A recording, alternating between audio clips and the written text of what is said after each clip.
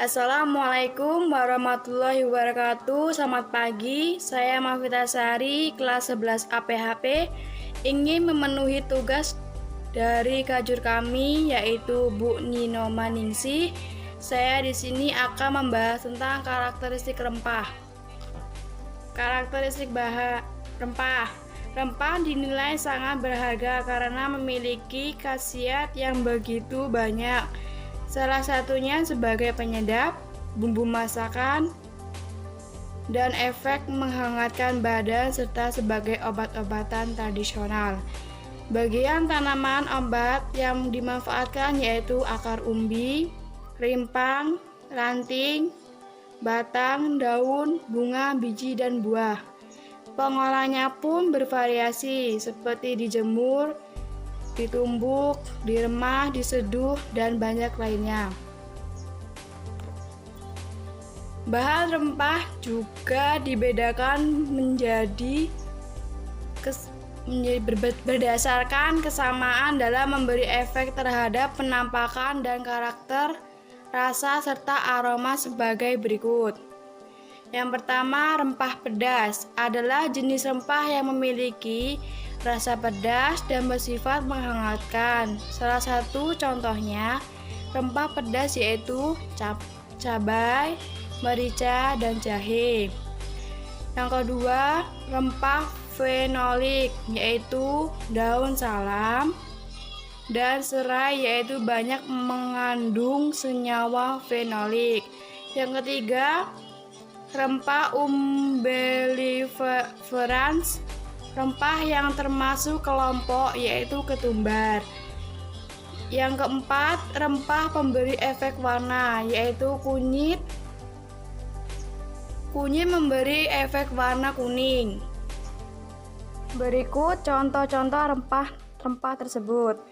Yang pertama yaitu kunyit. Kunyit di Indonesia dikenal dengan nama koneng Sunda, kunir Jawa, dan konyet Madura. Rimpangnya berbentuk bulat, silindris, rasanya juga sedikit pahit dan getir.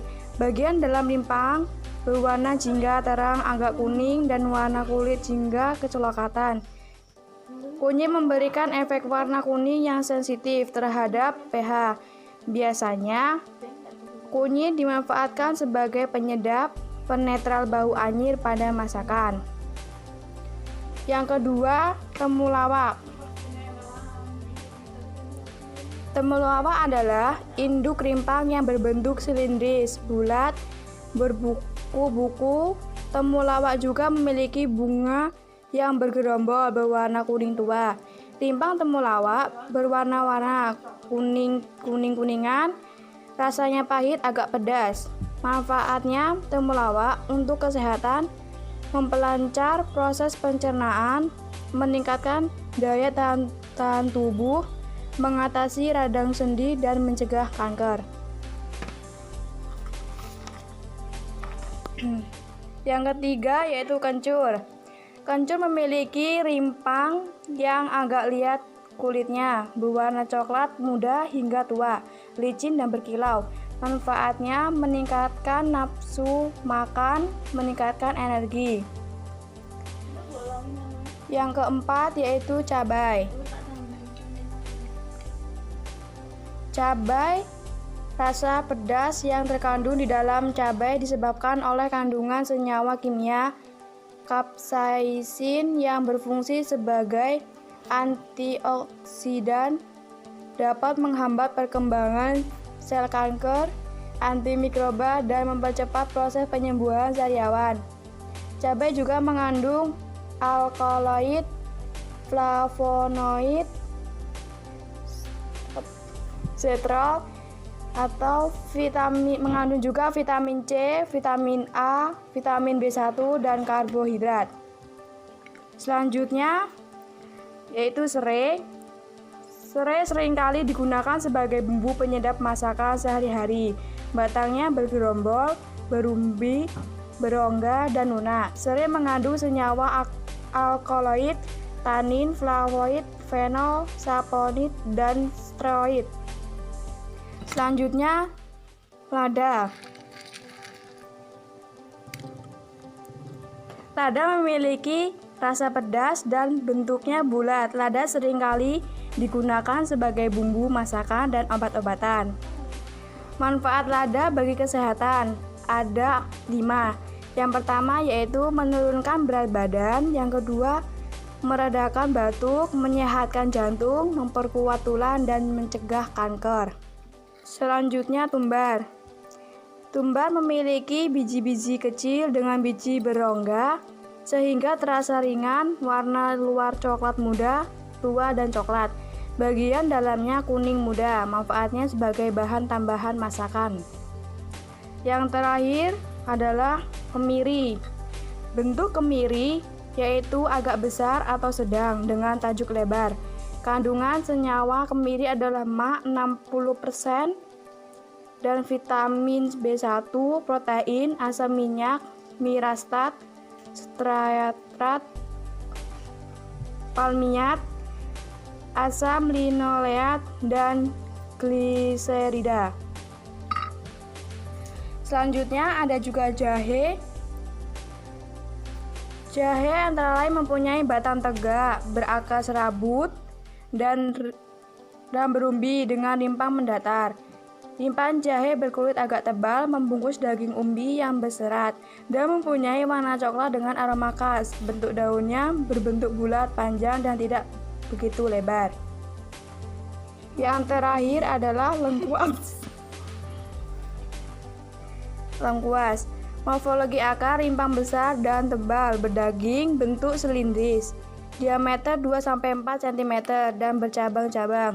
Bagian luar berwarna coklat agak kemerahan atau kuning kehijauan pucat, mempunyai sisik berwarna putih atau kemerahan, keras, mengkilap, bagian dalam berwarna putih. Prinsip dan proses pengolahan bahan rempah. Penanganan pasca panen terbagi menjadi 2, yaitu pengolahan primer dan pengolahan sekunder. Pengolahan primer adalah pengolahan bahan baku yang menghasilkan produk setengah jadi dan tidak terjadi perubahan kimiawi. Pengolahan sekunder adalah pengolahan bahan baku yang menghasilkan bahan siap konsumsi dan terjadi perubahan fisik dan kimiawi. Pengolahan bahan rempah banyak dilakukan seperti 1. Pengeringan. Pengeringan adalah salah satu metode untuk mengurangi atau menghilangkan kadar air dengan cara menguapkan air menggunakan energi panas. 2. Penepungan. Penepungan merupakan proses pengolahan bahan rempah yang mereduksi bahan berukuran besar menjadi produk yang berukuran kecil.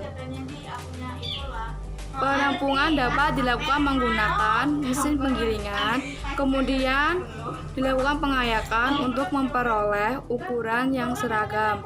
Proses penepungan bahan digunakan pada bahan rempah seperti serbuk jahe, kunyit, temulawak, cabai, dan lain-lain. Yang ketiga, ekstraksi. Ekstraksi adalah proses pelarutan untuk menghasilkan minyak atsiri dan oleoresin.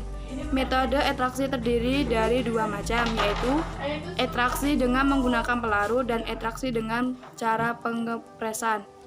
Ekstraksi menggunakan cara pengepresan dilakukan pada komoditi yang tidak tahan panas seperti lemon, jeruk, almond, dan sebagainya.